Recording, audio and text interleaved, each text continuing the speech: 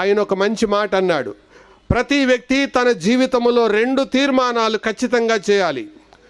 మొదటి తీర్మానం ఏంటంటే రక్షకుని విషయంలో చేసే తీర్మానం. రెండవ తీర్మానం ఏంటంటే జీవిత భాగస్వామి విషయంలో చేసే తీర్మానం. రక్షకుని విషయంలో చేసే తీర్మానంలో పొరపాటు చేస్తే జీవితం తర్వాత నరకం ఉంటుంది. జీవిత భాగస్వామి విషయంలో చేసే తీర్మానంలో తప్పు చేస్తే భూమి మీదే నరకం ఉంటుంది. నా మాట అర్థమైందో లేదో?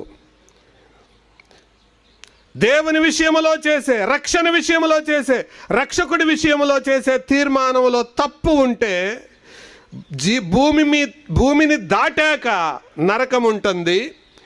జీవిత భాగస్వామి విషయంలో చేసే తీర్మానం విషయంలో తప్పు జరిగితే నరకం భూమి మీదే ఉంటుంది.